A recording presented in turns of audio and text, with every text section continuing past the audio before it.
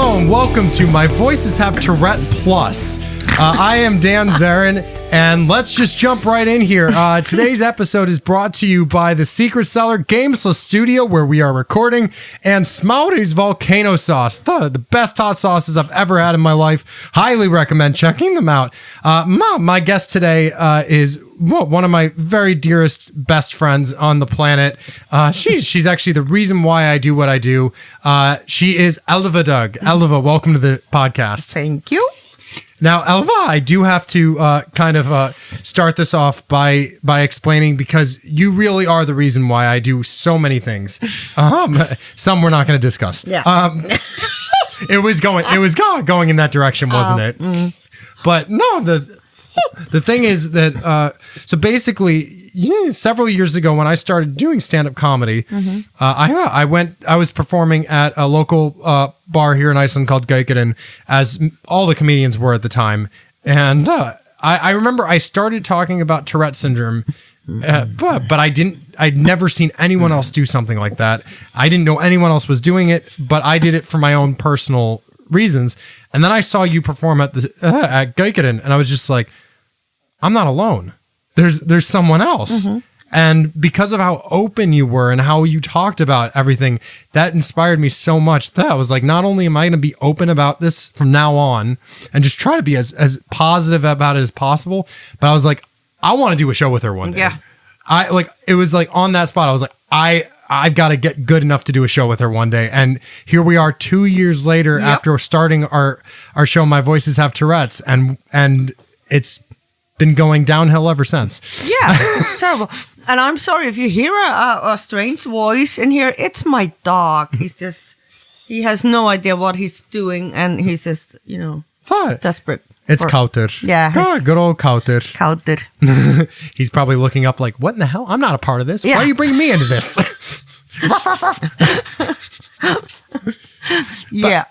But 2 years, that's true. Yeah, but to kind of start this off and talk about you, how did you get started in stand-up? Like what, and what was your push to talk about Tourette Syndrome in it?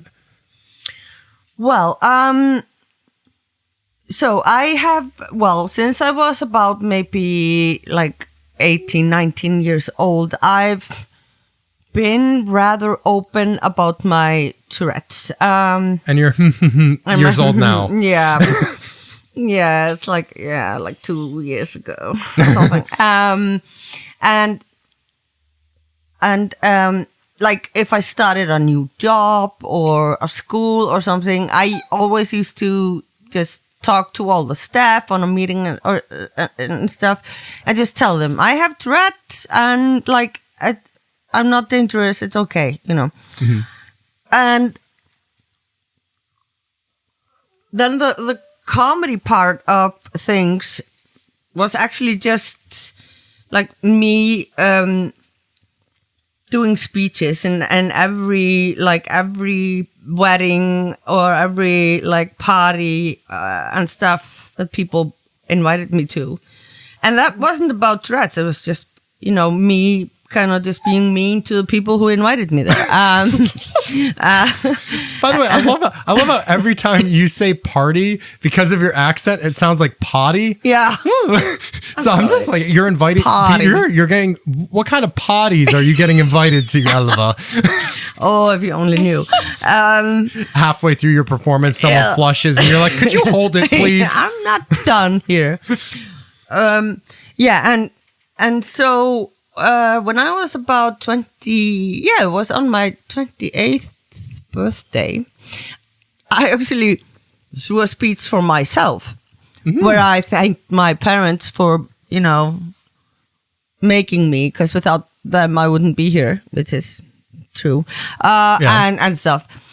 And there was and there was a woman in the crowd that she's a director, and a really good director, and she came to me after the speech and said, I think there's a stand-up comedian somewhere inside of you, and I was like, okay. That was 2008, and then I didn't think about it.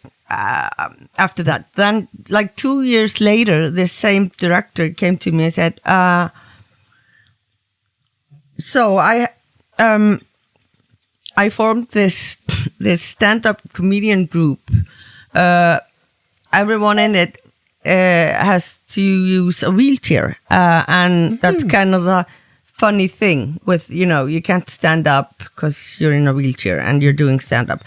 And they invited me to join the group, even though I didn't need a wheelchair, just because I had Tourette's and yeah, that made me qualified. And so all the stand-up we were doing was kind of in this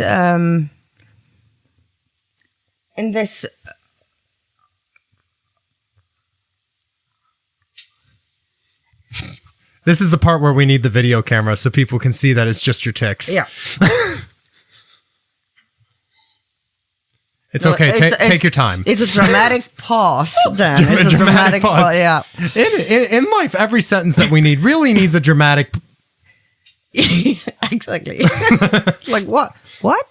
No, but yeah. So all our comedy was in that style of like talking about our disabilities and stuff. And I actually, like my Tourette, it got worse and worse and worse every year. And that's usually not what happens when you have Tourette's. It usually, it usually maybe gets worse when you hit puberty, and then after puberty, it usually just goes down, and it's not like bothering you that much. But I can never do things like other people do them. So when I was about 18, 19, my Tourette's started to just getting worse and worse and worse. And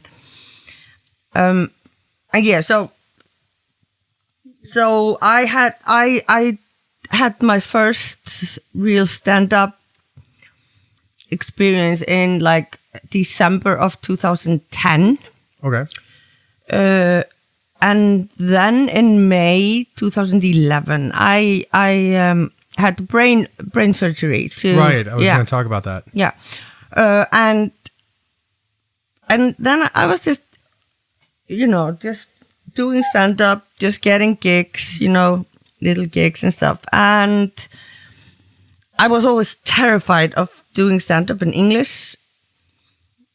So when you talk to me and like, hey, you want to do a show? It has to be in English. And I was like, fuck, I can't do that. But I promised myself I would say yes to opportunities now. Because you usually do it in sarcastic Icelandic. Yes. I always say, yes, sarcasm is my first language. Right. And so, I mean, and then we just did the show and it just started rolling and it's been awesome since. Yeah. So you just haven't looked back. No, there's nothing to look back at. No, I mean, I got awesome friends out of this. People I trust with my sanity and my health and just, yeah. And it's been you literally amazing. Just said you don't look back, and then your tick makes you look back. I know. I'm just so I'm always so afraid someone is following me. Yeah, but it's been a crazy, wonderful experience. Well, and since you brought it up, I mean, we might as well just go ahead and talk about it now. Is the brain surgery because this is something. Like, I mean, with this podcast episode, I really want to go into a lot of things that never get discussed about Tourette syndrome. But this is one that, I mean, until I had no idea that was even like a thought. No. That anyone would get brain surgery to calm their tics. Yeah. It brings a whole new side to, hey, calm your tics. Yeah. But you did. And, I mean, You've told us that, I mean, before the brain surgery, your tics were way worse. Yeah. Like you were just walking in circles constantly. Yeah. I mean, from your side, first of all, I mean, how much did it help? Like, how could you explain that change? So the story about behind that is that like some years before I had the brain surgery, I was watching Oprah, and she had a guest on that had Tourette's, and I thought you were going to say she had brain surgery, and I was like, there it is. Okay. No, yeah, but the guy had Tourette's, and he had the surgery done. And it's a surgery that's usually done with people with Parkinson's. It's like you take small electrodes and you put them like 8 centimeters into the brain, and then you are like you have a cord from the brain and in your neck, and then down to like this computer battery thing that controls the electrodes, and you can like you can tune it like you want to try out what helps and whatnot, and actually the national TV in Iceland they thought this was an interesting thing, so they actually made a documentary about it, and that was shown in TV here for, like 6 months after the surgery or something like that. And it was an amazing experience. And so, at first the tics didn't they got a little less, but not not right away. It took a long time. And like now I can be really, I have bad tics, but, back then, I couldn't even cut my food. My tics were so bad. Now you have a lot more control. Yeah. Oh, but I think it also. I also did a lot of work on myself. I went to a psychologist and a psychiatrist and a life coach, and because I had a lot of shit to deal with from just having this and all kinds of stuff. So, my self-image was really bad. Well, and it's interesting, because you and you've told us, before that, us meaning us in the group, thought that about what your tics used to be like beforehand. And then last year, the battery in the computer chip, which, by the way, it's worth pointing out that Elva is not just an amazing comedian. She is part cyborg. Yeah. That is fucking cool. And there is a remote control. There is a remote control. Yeah, I'm a woman that comes with a remote control. I don't understand why I'm single. That is literally your Tinder profile. Yes, it's just, I am a woman with a remote control. Every guy goes, I'm sold. Yeah. My dad is always really kind of dissatisfied because it doesn't have a mute button. And that's something he would really like if he could just mute me sometimes. So that's such a weird thing to have a remote control for, though. Yeah. Because it's like, okay, so today is a rough day. Yep. Do I want the tics to be bad, or do I want them to be calm? Yeah. So it's basically just on and off. No, like the Doctor Who. Doctor Who. Yeah, Doctor Who. Doctor Who, that is strange. See what I did that? She has to program my remote control so I can just do, some things with it, like put the power a little bit more up or a little bit down. Okay. But I never, I don't touch that remote control, because one time I was showing it to someone and I accidentally turned it off. Oh. And I didn't know. And then I had some days where I was just really bad. My Tourette's was really bad. So I called the doctor and she was like, yeah, just come in, we'll check it out. And I had turned it off. So I'm just not Well, and that's what happened last year as well, except it ran out of batteries. Yeah, it ran out of batteries. And that was kind of like our experience into the glimpse of what it was like for you. Yeah. But we did, I mean, the thing is that it was so difficult. People listening in, like, you've got to realize, like, we consider ourselves a family. Yeah. We have our Voices family, and we are so loving that when Elva just started doing circles upon circles, Thodollar and I were just like, all right, I guess we're doing circles. Yeah.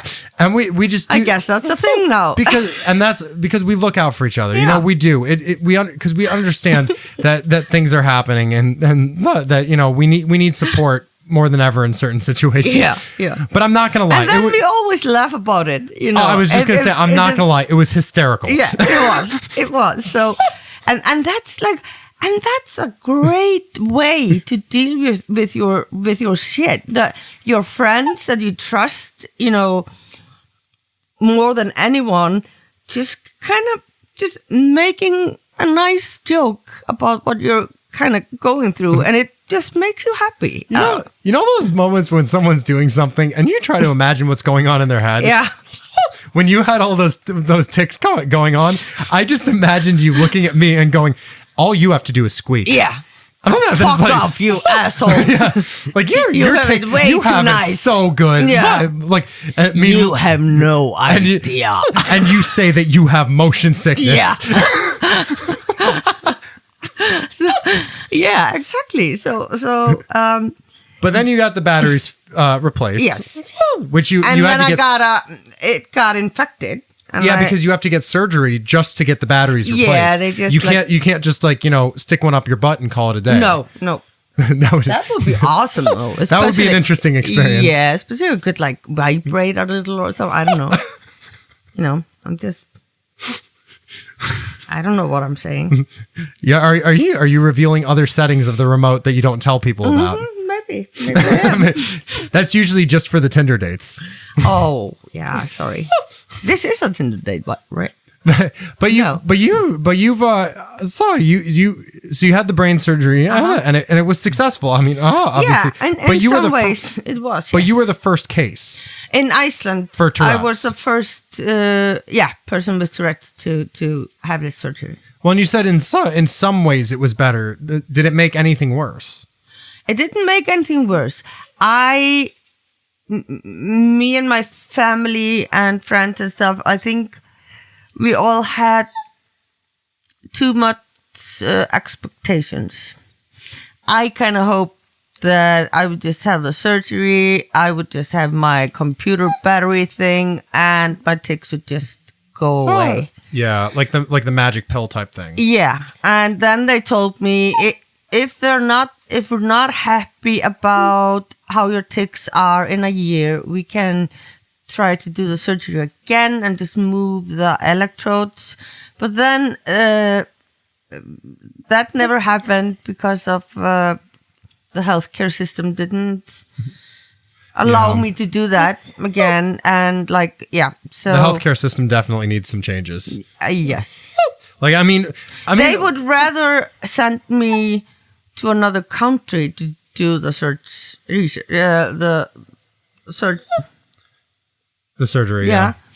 than to do it here again, you know, and all kinds of stuff like that. Well, it's. I mean, the thing is, from a foreign perspective, because I moved here from another country. Mm-hmm.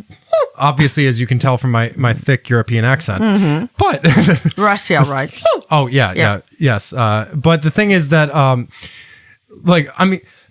my perspective of it was I think it's nice that we have access to healthcare here. Yeah, of course. I can't, you can never really truly fully complain because of the fact that at least we have better access to it than other countries. Yeah. But it's just I remember when it came time to learning about, mental health and neurological care in this country. Yeah. That's when I that's when I started realizing, like, the neurologist that diagnosed me with Tourette syndrome when I was around 21, he told me, he flat out said to me, he's like, I'm just going to be very honest with you. I don't know almost anything about Tourette syndrome because we're not taught much about it. No. Like it's not really much of a known thing. And I've noticed that the healthcare system in Iceland for this stuff is kind of that basis. There isn't really a lot known. So it's kind of just like, all right, well, we don't really have anything we can do for you here. Yeah. And it's also... But you can speak to this priest. Yeah. And I think a lot of that comes from whenever they have to do like cuts in the finances in the healthcare system, they always start with the mental health care. Yeah. Yeah. Yeah, it's always first to go, kind of. And I mean, it's worth saying, like, the thing is, like, I've heard that priest comment, like, that's actually a thing. Yeah. Because also, I mean, therapy. Which is weird because we're not that religious in Iceland. I mean, I would actually say Iceland is becoming quite atheist. Yes. But the thing is that priests are free. Yeah. Whereas psychologists Oh. cost a lot. Because I remember when I saw a doctor here, and I was having trouble with depression, and he was like, "Have you ever thought about talking to a priest?" Yeah. And he's like, and he instantly cuts himself off, and he goes, "Just so you know, like it's not about religion. You know, I'm like you don't strike me as a very religious person." And I'm like, "Yeah, that's an understatement." Yeah. And he goes, "But it's not about religion. You know, it's just you know they help people a lot in these situations." And I just remember sitting there thinking, what does he think I'm possessed? Yeah, exactly. I need an exorcism? Yeah. Like, I mean, you're the medical professional telling me to go to a priest? Exactly. Make it a Catholic priest. Yeah. I think we have one in Iceland. Like I talked to the priest and he goes, just so you know, before we can say anything, I have to run this by the Catholic Church. Yeah. I have to get permission. I have to get the go from them. The exorcism go. And I'm like, don't worry, it'll be fine. But yeah, Jesus sucks. But but this is, you know, like what I am hoping, we talked about this so much. What we're really hoping with this show is that this show makes a difference. I mean, we already know it's making a difference in the community, but I just, honestly, I can't wait for that one day that someone in government just goes, you know what? They're right. We need some changes. Yeah. And like I remember I was talking to someone here who has schizophrenia in Iceland, and they were talking about how like the organizations for schizophrenia don't get funding because there's not enough people with schizophrenia. Yeah. And I was just thinking, what? So it has to be marketable to fund their treatment and then them getting like care. This isn't a marketing thing. No. This is a health thing. Yeah. Health always comes first. Why are we arguing over? Oh well, there's not enough of you, so you know, I guess we're not going to fund you. Like, come on. And also, like, you know what I hate? I hate maybe 2 years ago, I decided to try going to a chiropractor. Yeah. I'd always wanted to do it, and I finally just said, okay, I'm just gonna try because of all the Tourette I have, and all I had before my surgery and stuff. A lot of things in my body are just messed up. You know, I have all kinds of injuries in my body from just doing Tourette's. Yeah. And I went to a chiropractor, and he analyzed everything and all that. And he was like, okay, I don't understand why you are actually standing. I don't understand how you can do that. And he said, okay, so just for just now, I want you to come to like 12 sessions. Jeez. in just in 3 weeks or 4 weeks or something. And I did, and my tics stopped completely. Did they? Yes. Wow. Yeah, but not for good. Well, no, but I didn't have the money to keep it up. Yeah. And I cannot get assistance with that here in Iceland. And I have to say, I think it's more frustrating when you know there's something out there that could make your life so much, much, much better and you know, but you can't get it because you don't have enough money. Yeah. Then just knowing there is no cure, there's nothing you can, because then it's just like, yeah, okay, nobody can do anything for me. But knowing that it's there and you just don't have the money to do it, that annoys me a lot. And I actually think it's worse than when you think there's nothing you can do. This is a side of Tourette syndrome that people don't realize, is that because there have been shows and stuff as of recently trying to show what Tourette syndrome is really like, and people see these things that we're doing, and look, I'll be the first one to say like a lot of the tics that I have are very silly. Yeah. I will admit it. It is silly, but the thing is, it also causes a lot of pain. Yeah, like the neck tics and stuff like that. I mean, and from trying to suppress the tics, which we'll go into in a minute, that causes so much pain. Yeah. That like when you brought up the chiropractor, I was thinking realistically, if I had the best situation with Tourette syndrome, I would love to have a personal massage therapist just on my call. You know what I mean? But the problem is that because of Tourette syndrome and because of internal tics, which is another thing people don't realize, they're not just external. We have internal ones as well. Internal tics cause a lot of confusion for massage therapists. Yes, I had a masseuse once who was massaging me, and he's just like, "All right, I just relax," and I'm like, "I'm as relaxed as I'm going to be, buddy." Yeah, and he goes, "Well."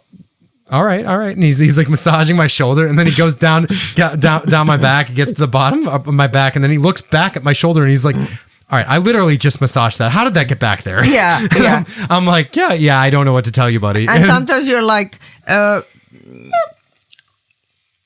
you're flexing your like muscles with inside tics, and people think you're trying to push them off you. Like, don't hold my hand. Yeah. It's just, and you're not. You're just doing your internal tics. Yeah, and that actually makes a lot of tension in your body. All the muscle flexing thing that you do constantly. It's and to go into the tension talk and suppression, because this is something.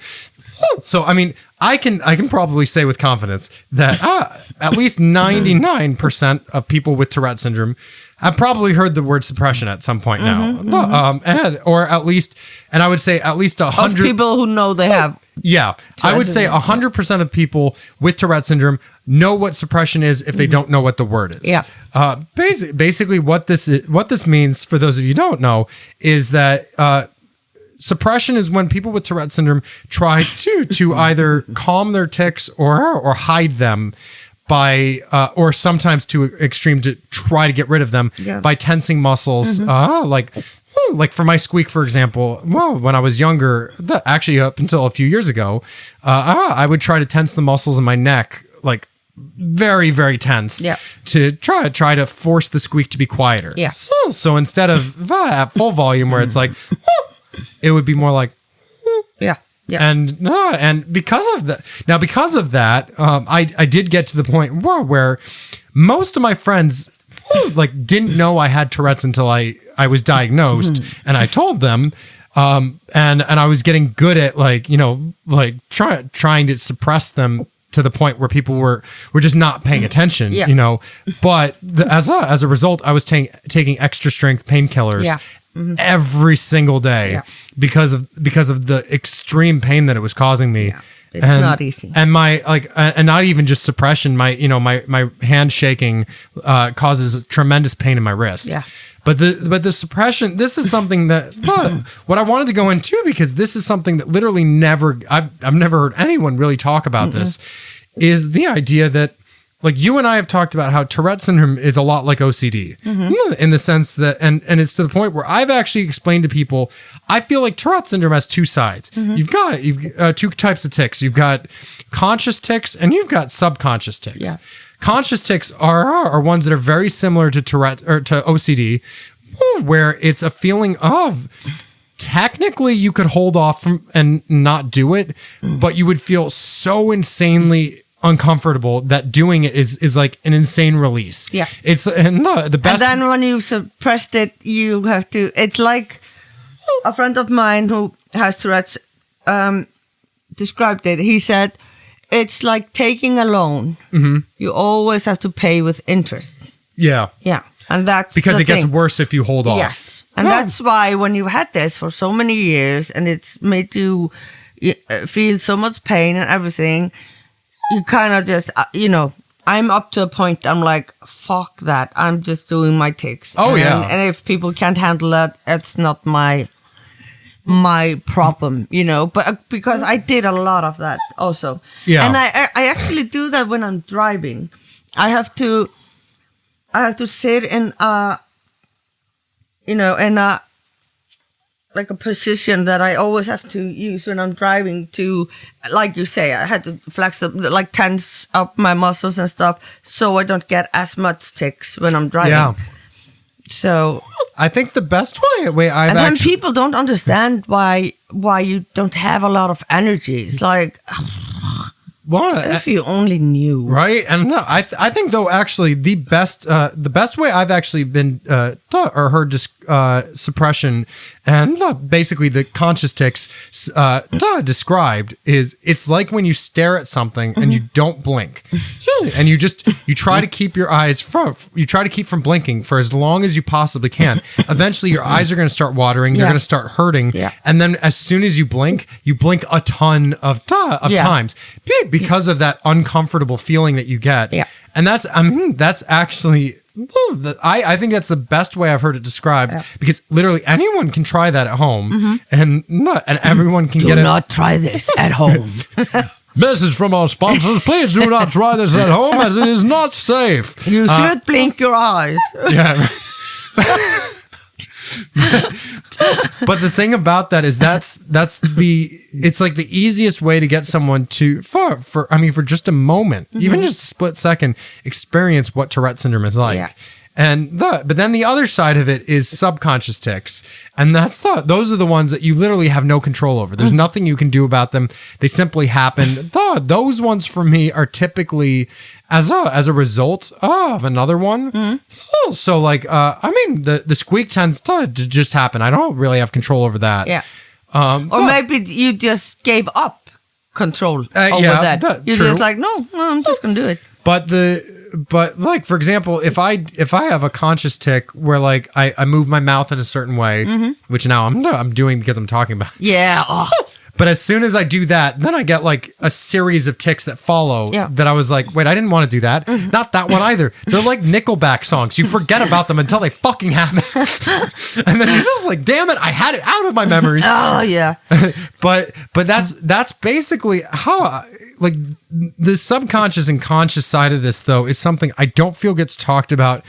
And to be fair, I think part of it is because of the fact that, the last thing that I want is for someone to hear this and then go to someone with Tourette syndrome and say, I heard a podcast and they said you can control it. Yeah. But that's not really true. No. It's not like we can just stop doing this. No. Because even the conscious tics, we can't stop them from happening. No. It's more like a pause. It's like a slight delay on it. Yeah. It's like when your internet lags. Yeah, it's like when your internet lags and then it's glitchy. Yeah. So so I think it is important to talk about this though, because no one talks about this. No. And then we're and believe you me, people with Tourette's, they don't want to have Tourette's. It's not like, it's not, this is so much fun, I'm just gonna keep on doing it. Like, no, that's not. Like that woman with Tourette syndrome who put the video of her cooking eggs. Yeah. And she kept smashing them. And I just kept like. She was just like a teenager. I loved her. Yeah. And she of course she found it humorous herself and that's why she was doing it. But I just remember sitting there going, and people probably think she enjoys doing this. And I'm like, because it's always the thing when people are just like, oh, but you have such a cute tic. And I'm like, yeah, do you really think I enjoy squeaking during sex? That's not really, it's like. It's not a thing. Well, it's not a thing I enjoy doing. I mean, the bed is squeaking. I'm squeaking. Yeah. My girlfriend is going, are we done? And She's calling me on the phone, Alva. Could you call Dan so he will just stop? No. Like, I went to a doctor and because I had like pain in my right knee. And for everyone's information, my right knee, I always kick my right foot backwards. Right, yeah. And yeah, it's a tick I have. Which I've started doing since knowing you. Thank you for that. Yeah, I'm sorry. Ticks are contagious if you already have them. They are. And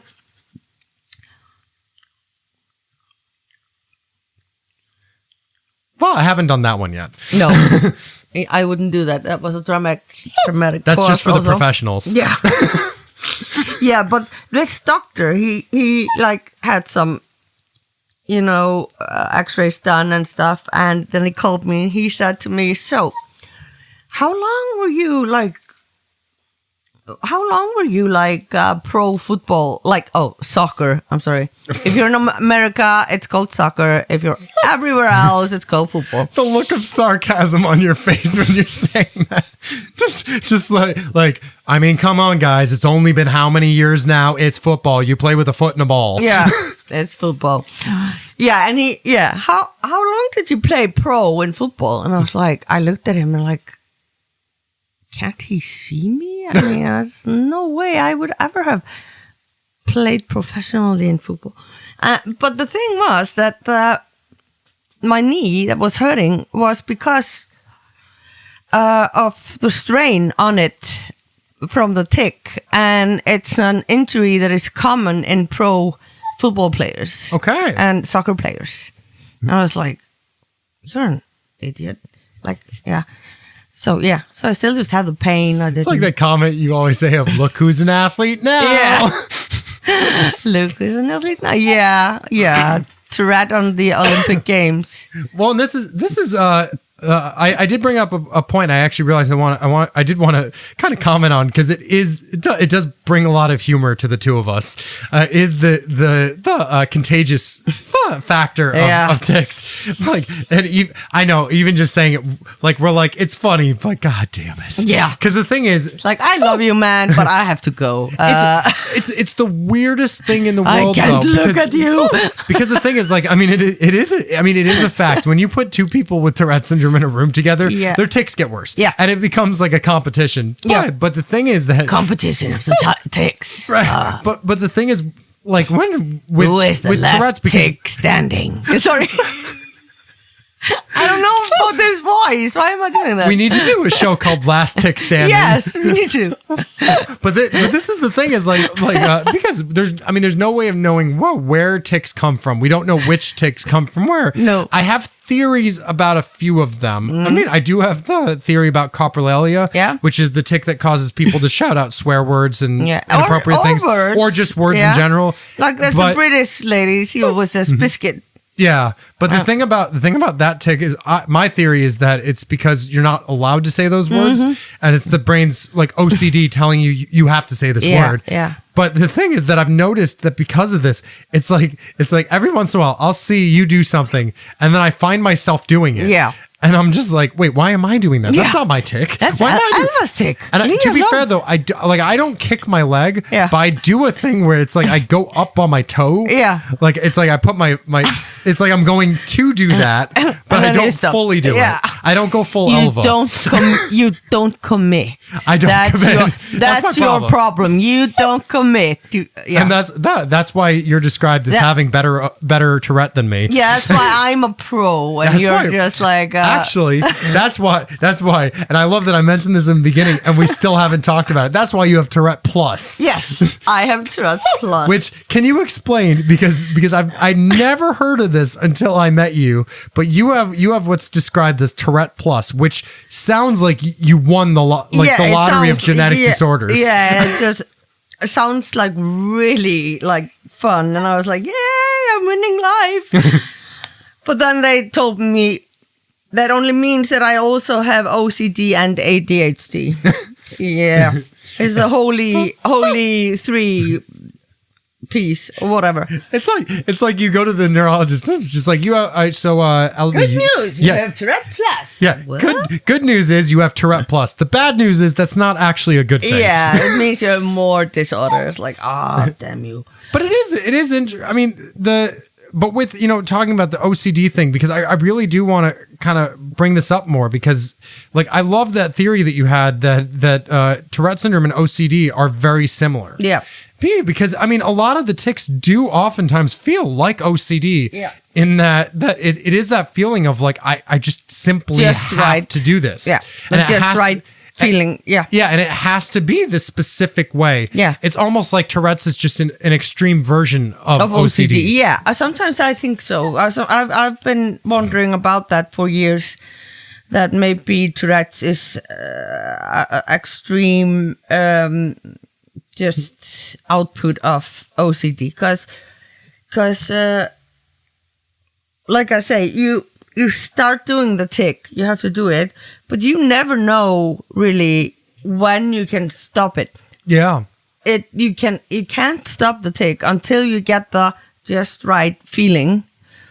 And then you can stop it. And that could vary from like day to day or like hour to hour. It's just a thing that it's weird, but yeah. And it is like how I mean, the medication, I tried one medication for Tourette syndrome, and I will always speak out against it, but that's also partly because like there's a fascinating thing about Tourette syndrome. I'm kind of getting a little out of order here. I also have ADD, but the thing is that like I have like mental ADD where that's a weird way of putting it, but I have like, it's like my thoughts just get jumbled. I don't know the orders. Yeah. But no, there's a fascinating thing about Tourette syndrome that I've read about, is that it's actually not uncommon for people with Tourette syndrome to have really weird side effects to medication. Mm-hmm. And to quickly make the point I was going to say, and then I'll go into this because I do think this is a fascinating topic. But basically what I was going to say is that like the medication I took was called ORAP. Oh, yes. Yeah. And that's the first medication I tried. Yeah, and the way that I was described it by the neurologist who diagnosed me, he was the one that prescribed it. Mm-hmm. He said the truth is it won't get rid of your tics, but it might get rid of them for a little bit. Yeah. They might come back. Yeah. But you'll technically always have this. Mm-hmm. And that's kind of how I view the OCD part of it. And the suppression as well. It's like, I mean, you can stop them for a little bit, but you never know if they're gonna come again. And then there's the tics that you haven't had in a while, and then they pop up, and they're just like, I haven't been here in decades. And you're just like, yeah, there's a reason for that. Somebody disturbed my slumber. Now I'm back. Like, oh. But yeah, I mean, ORAP was like, I was that was terrifying. Yeah, I was 16 years old when I tried that. First medication I got because of the Tourette's, and what happened was that I just started to lactate. Really? Yeah, I was 16, and I would wake up in the morning, and my sleeping like top or shirt or whatever was just wet. That's weird. Yeah, from all the lactating, and I also got really, really depressed and had like anxiety and stuff. And we didn't figure out that it was a medication until like 3 months after I started it. And then I stopped the medication and it stopped. I didn't lactate anymore, or I wasn't this depression or anything. So see, the weird thing from like the weird side effects that I get, like, I mean, when I take antidepressants, I get blackouts. Yeah. Which basically means no more antidepressants for me. I'm basically just going to go on stage and tell all my problems to people. Yeah, that's why I take antidepressants. So I can just be in blackout all day, every day. But with ORAP, I mean, and that's a pretty terrifying side effect, blacking out. Yeah. But with ORAP, half my face went numb. Yeah. And I remember I and this like was the milk glands in my breast. But the thing is, this relaxed and just this wasn't just day one of trying it. No, this was within 2 or 3 hours. Yeah. I remember my like I called my mom to tell her about the diagnosis and like everything that was going on and about ORAP. And halfway through, I remember she said to me, she was like, are you drunk? Yeah. And I was like, no, but now that you mention it, I can't feel half of my face. Yeah. And literally, it was like a split down the center, and I could not feel half of my face. And I basically called the doctor, and I was just like, Doc, had I known that this was going to turn me into the fucking Godfather, because I literally sounded droopy, and it was, I mean, no, and I remember it just instantly, I was just like, nope, I'm done. I'm just like, it was basically a terrifying moment for me because until then I had no idea that Tourette syndrome was what I had. I just felt like a freak. I just felt like I was just doing weird shit, you know? But then you were doing. Well, yeah, to be fair, I was. It weirded my parents out. They were like going around. They're like, "Are the pipes okay?" Yeah. My dad back in the 90s? My dad had a beeper, and he was just like, "Is my beeper just constantly what's going on?" But the thing is that I thought like it was terrifying. Not like that thought of there's nothing I can do. Not like and the best medication on the market for this supposedly, like, you know, was really one of the only ones that he knew of that he could prescribe me, and I was just like, the only one makes half my face go numb. And it wasn't even just that. He was saying other stuff like the common side effects are similar to Parkinson's, and I would lose my creative side. Yeah. And I'm like, well, like at the time I was trying to be a musician. I didn't even think about comedy at that point, but I was trying to be a musician, and I was like, well, that's not ideal. No. And also, like, it's terrifying. There is no medication for Tourette's. That's the thing. ORAP isn't even for Tourette syndrome. Isn't it? I think it's that's for Parkinson's, isn't it? I'm not sure. I think it's supposed to like block your dopamine a little bit. Yeah. You know, like a lot of psychosis medicines should do. I think ORAP is one of them. I'm not quite sure though. But it's not supposed to make you lactate at 16. No, or just get so depressed. I was 16, and for 3 months I was really outgoing. I had a lot of hobbies and stuff. And for 3 months, every night I would just sit in the sofa with my mom, and I just lay with my head in her lap, and I just cried and cried and cried. Yeah. For 3 months, and nobody knew what was happening. You know, least of all me myself. So so it was actually good to stop taking the ORAP. I will never try that again. Yeah, I mean, but then I tried all kinds of antidepressants, like, for years. Oh, I've tried pretty much everyone on the market. Yeah, and the thing that usually happens is, okay, sometimes the tics get like lesser for a while, and then they just start up again, and then you kind of have to stop taking that medicine and maybe take another one. They will also, you know, and it's just a roller coaster of medicine, and it's medicine that's not even for the thing you have. You know, exactly. It's just trying something because nobody knows anything, and the frustrating thing is that I really don't know that anyone in the world is really trying to. It doesn't seem like it. No, it really something. That is the most frustrating thing, because like I mean the more I learn.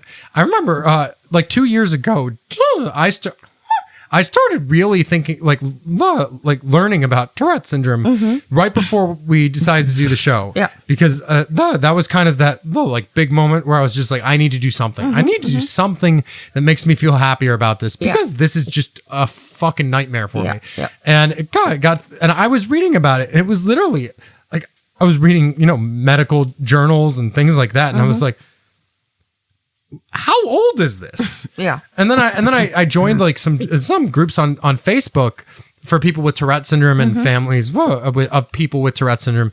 And I was realizing I was learning so much more from people that have Tourette syndrome than anything I'd ever read from a medical professional. Yeah. Mm-hmm. And I was I'm the one who tell my doctors. Yeah. This is how we it have works. to tell them. This is how I feel. I think that this is, You know what's atrocious? I have a friend who has Tourette syndrome back in the States, and she told me that she was told by a doctor, a medical professional who went to school. I'm stressing this. They went to school, and they told her it was impossible for her to have Tourette syndrome because she's not a man.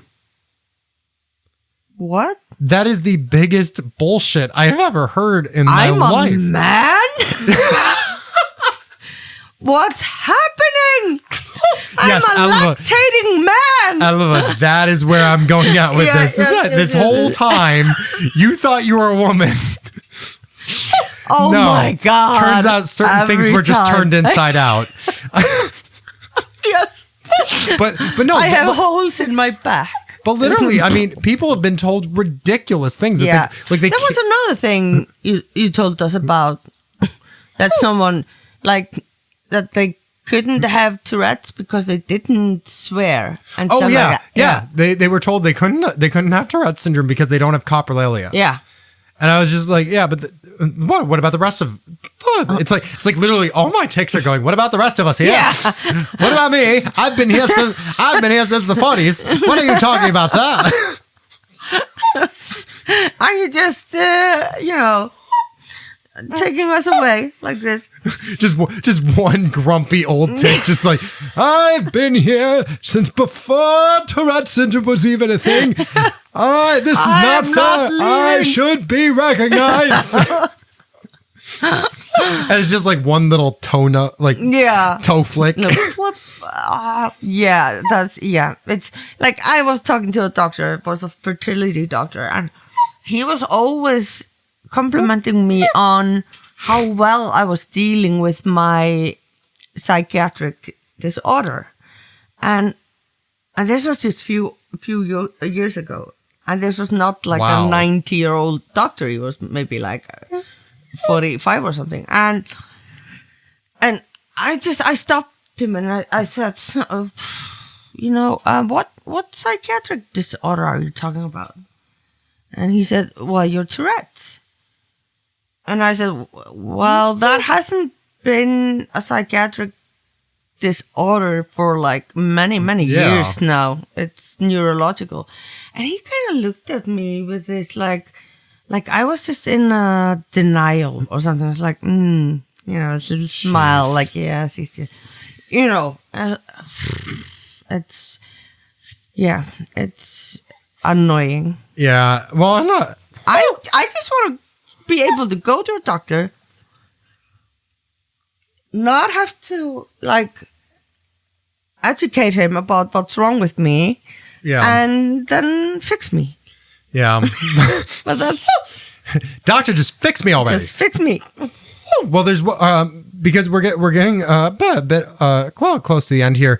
There is one other thing I've really been wanting to discuss with you because now I mean the terms are changing. It used to be that Tourette syndrome was part of mental health, and not now it's a neurological disorder. Yeah. And there's also with words changing because of political correctness and stuff.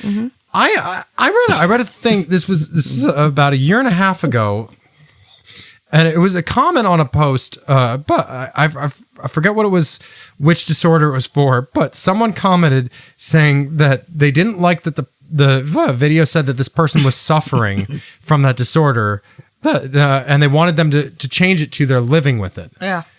And that stuck with me. It stuck with me, and I still think about this every once in a while because I wouldn't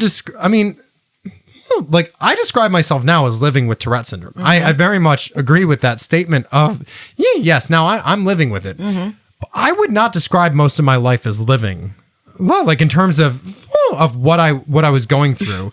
Because the thing that people don't realize is when you say, let's take depression, for example. If I were to say that I'm living with depression, then I am saying that I recognize that I'm better than the depression, and I recognize that you know, to do special things to just and that I don't have to listen to these thoughts. You know, I recognize that I can thus still be alive and have to deal with this. Mm-hmm. But when you're spending every day of your life just thinking about committing suicide, and you don't know that that's the depression, you think that's actually how you feel. So every day you're basically planning your death. Yeah. Is that really living, or is that suffering? I think I call that suffering. Yeah. You know, and also like I wouldn't say I was like living with Tourette's. I would say I'm trying to live with Tourette's. That's fair. Yeah. And there has been a lot of suffering in my life because of Tourette's. So, yes, I do like saying I'm living with this, because it makes you like a survivor and not a victim. Yeah. But this can just be so exhausting and so painful, and so like you can feel like such an outcast, and like you feel you're never normal, and all that stuff. That I would say I'm both living with it, trying to live with it, but I also suffer from it. And I think the reason I think the level of your tics and stuff also matter. Oh, absolutely. But the reason I like bringing this up, and the reason why I like having this conversation with people, is because I think it isn't like whether you say you're living or suffering. I think it's important to recognize the suffering. Yeah. Because that you can't be doing both. Because it isn't just one or the other. Because I noticed that people that tend to say that you should say living as opposed to suffering, that's the friends, that's the family of the people. They're just trying to make them feel better. Yeah. And first of all, thank you for that. You know, of course, thank them for that. But what they don't understand is that it is like they're basically trying to get you to forget about the suffering and just live with it. But it's like but it's important to recognize the suffering, because if you don't recognize the suffering and you just try to hide it, then you're just suppressing it, and then you're back to suppressing tics, and you're not doing like that's not a solution. It's just a temporary numbness, and you're not solving a problem at all. No. And so I think it's important, if you want to say that you're living with something, you have to acknowledge and understand and recognize all of that suffering, so you know how to live with it. Yeah. Because otherwise you're just lying to yourself. And people around people should also let them say, I am suffering from this. Because it's the feeling of the person who is struggling with things that counts, and not everyone around them, you know. And of course, everyone is different. And of course, there are people that like literally have had Tourette Syndrome their whole life and would never say they suffered with it. Yeah, I mean, because they simply don't care. Yeah, and also maybe don't have very bad tics, right? You know, and it's nothing that stands out or anything. And I can't speak for everyone with Tourette Syndrome, because I'm not everyone with Tourette Syndrome. But I mean, for me personally, like if someone were to, let's say someone were to do an interview with me, and they were to say to me, like, you know, what is it like suffering from Tourette Syndrome? I wouldn't necessarily correct them. No. You know, I would say, well, this is what my experiences were when I felt like I was suffering from them. And to be fair, I say this, and I still have my struggles. I mean, the struggles never truly go away. But it's a lot better now, because, and it's so weird. It's one of the weirdest feelings I've ever had in my life. As soon as people around you just know who you are, and know that, like, whenever I go on stage, it's like everyone knows that I have Tourette Syndrome. Yeah. So I'm like, I don't have anything to be worried about. Yeah. So I squeak. I don't know, like if I squeak at the bar, people are just like, what's wrong with him? Oh, that's just Dan. He has Tourette Syndrome. Yeah. Well, like it's a weird feeling, but it's kind of nice. Yeah, it is. And that's why I have a little problem with new people. If I'm with a group of people I know, and then there's one person that I don't know, I think it's uncomfortable because then I have to, because I'm not fluid in like social interaction, right? And then I have to establish some kind of relationship with the newcomer, and kind of tell that person I have Tourette's and bring that person up to speed, to be in the dynamic with me and the people who know I have Tourette's. You know? And I find that difficult sometimes. Yeah. Well, I realized we've kind of gotten to the end here, and there's two things that I said, like I told myself in the beginning, we're going to talk about this. We simply didn't talk about it. We didn't talk about speaking at schools, and we didn't talk about Finland. No, that's true. So I feel like I think we're just going to say we're going to extend this slightly. Just so that we can quickly talk about it, because I really wanted to talk about these things in the beginning of releasing this podcast. So one of the things we talked about this with Hannah, that we've had so many awesome opportunities with the show, and one of them was we've gotten to speak at schools. We've gotten to talk to people, and all the stuff that we're talking about in this is, I mean, some of this we've talked about at schools. Yeah.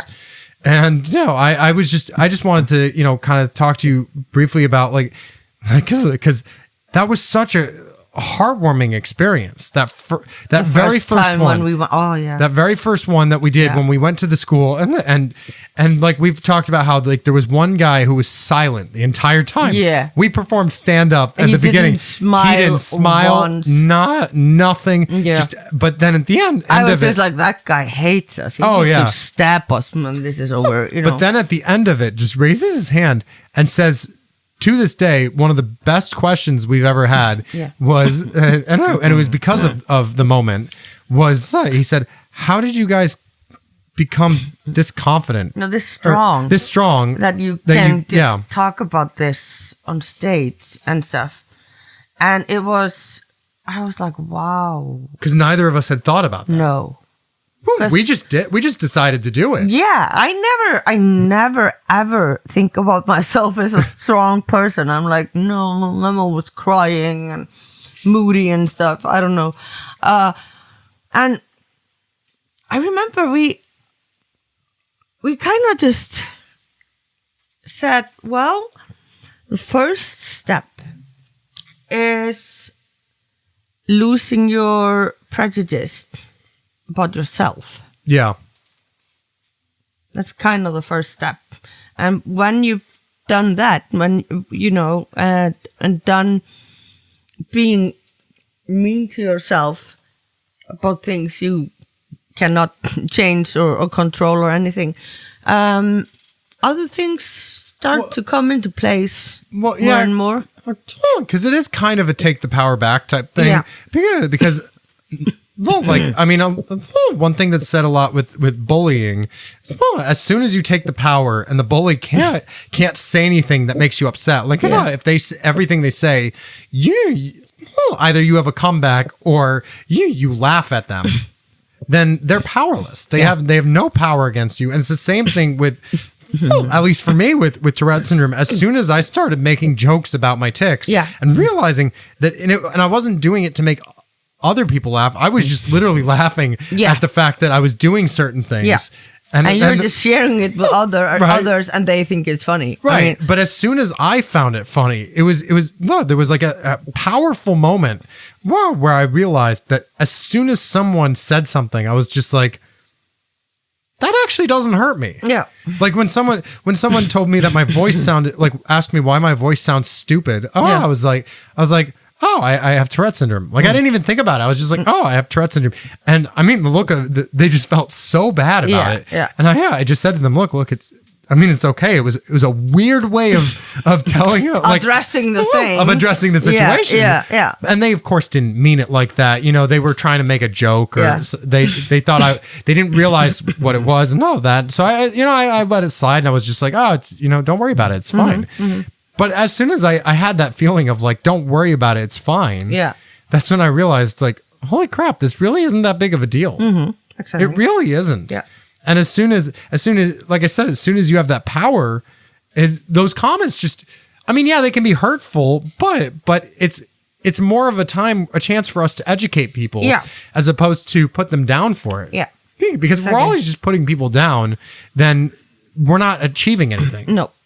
You know? No, I agree. And that's why I wanted to move over to the Finland trip now, because I feel like this is a good time to talk about literally the best gig I've ever done in my entire friggin' life. Yeah, it was amazing. Was that first gig in Finland? Yeah, that was unbelievable. It was like an entire room of people that were just literally with us. It was literally the whole like time they were just. It felt like an entire crowd of people that we put in the show. Yeah. I mean, they were with us. They were applauding. Yeah. Well, we had to take breaks because of that. Yeah. It was unbelievable. It was like the whole Tourette community was there. Yeah. Many of them were. I mean, I don't know about you, but that was hands down my favorite stand-up experience in my life. It was great. And there were like a couple that talked to us after the show, elderly couple. Mm-hmm. And he had been fighting chronic depression for years. And they were both so happy. Yeah. That like the man, he cried a little because he was like, because we're not just talking about Tourette's, we're talking about anxiety and depression and bipolar and all kinds of stuff. And he was just like, I have never like, I have never been able to like talk to anyone about this or seeing someone and knowing that someone else is connecting with me on this level. And it was just hard.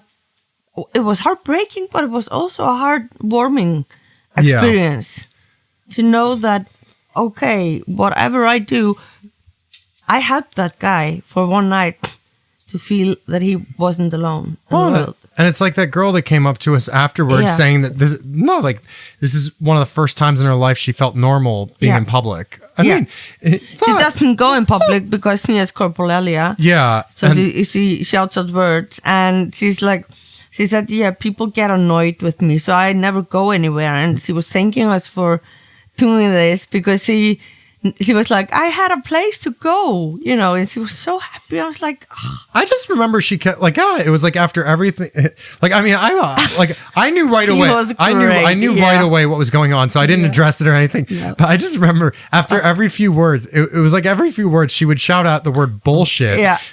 And bullshit. I'm just on stage thinking, look, I know that these are bullshit. Yeah. You don't have to tell me this. I know that what I'm going through is bullshit. Yeah, and she was so lovely, and she was. Like, I wish I could have her at every show we do. Yeah, I think she was like 17, and she was there with her friend that was also 17, I think, and I think she had Tourette's also, and they were there with their mothers, and just I don't know,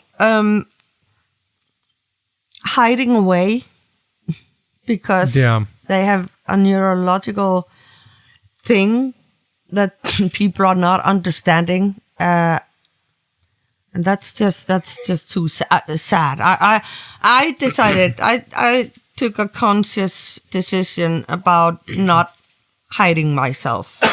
Yeah, and because I always have to do things like I do them or I don't. So not only did I decide not to hide, but I decided to have a career on stage to talk about it. Exactly.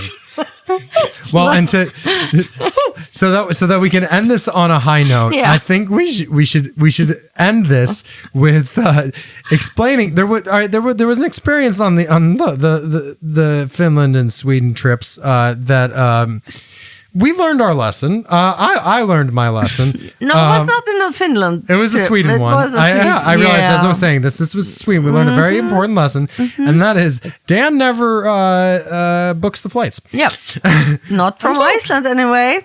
And that is because of the fact that I am an American who did not learn geography very well, and I decided it was a good idea to fly from Iceland to Sweden using Poland as an in-between. Yes. It makes no sense No at sense all. at all. And I remember I saw the flights and I'm just like, all right, well, we have X amount of money. We need to get X amount of people to Sweden. Okay. And I'm looking, okay, so there's a stopover in Poland and this is the cheapest flight. Yeah. But what I didn't think about is it was the cheapest flight, but then you have to pay for all the bags and you have to pay for each of the, it was like each of the seats are cost more. Yeah. And ended up costing us more than if we just flew to fucking Denmark. Oh. And I was so exhausted, and that's when I yelled at everyone, and then I started to cry because that's what my ADHD makes me do when I get overwhelmed or really tired. I just and then I'm like, oh, and then I'm fine. But then we almost missed our flight on the way back. Yes. Because we went to the wrong airport. Oh my God. And we had to pay 30,000 kroners for a cab to the other It was airport. $300 US. Yeah. He was like, what was it, 2 or 3 hours? Yeah, it was a 2-hour ride. Yeah. We went to we didn't just go to the wrong airport. We went to the wrong part of Sweden. Yeah. we went to an airport that was 2 hours away from the airport we were supposed to be at 2 hours before our flight was supposed to finish boarding. So we found a driver that was willing to take us all the way over there for an insane amount of money. Yeah. And it was all the money we had left. Actually, I think you just paid it. I paid no money left. We didn't have any money left. No. I put it on my credit card. Yeah. And I was just like, this is a future Dan problem. And future Dan was not happy, by the way. No. When he woke up with a credit card bill that was a lot of money. Anyway, we get over there and we're thinking, oh no, we're gonna miss our flight. We're gonna miss our flight. I've got panic disorder. I was freaking the hell out. And we get to the airport and literally we go in and the people at the front desk are singing, "Don't worry, be happy." I'm like, this is not the time. It was like this really small airplane. No, airport. Yeah. It was tiny. And it was like a garage. Yeah.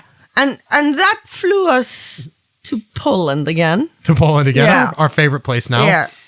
Where we played Cards Against Humanity. Yeah. And yeah, it had a lot of things in it that you should not say in Poland. So, so that was fun. Oh my God, I was so pissed at you. Well, I think it's so funny. You know what was amazing? Is I love the fact that, and I've talked about this on stage.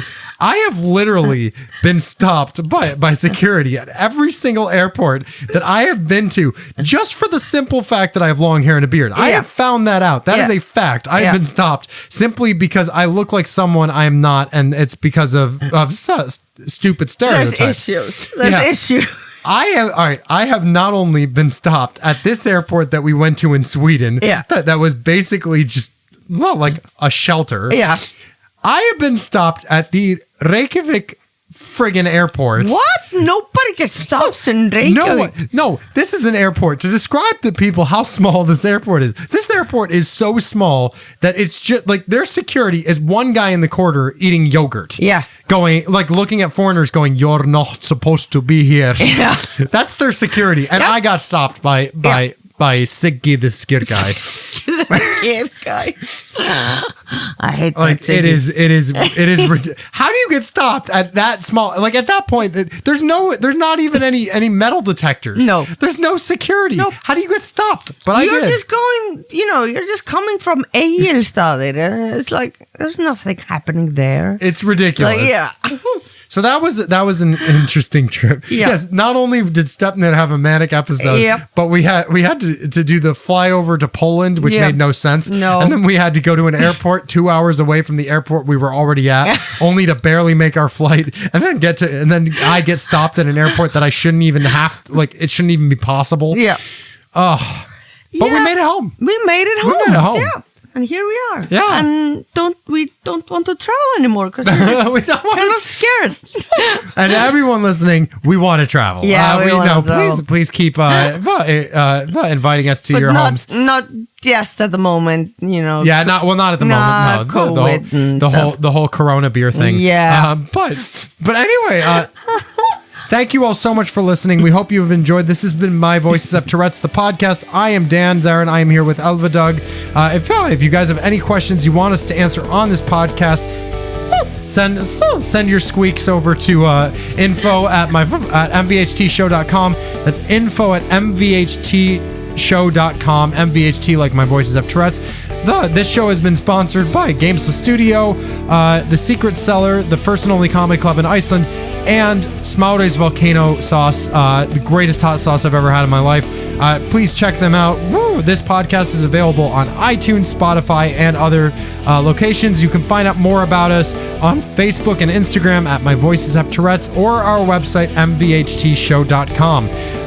Again, thank you so much for listening, and we'll see you next time.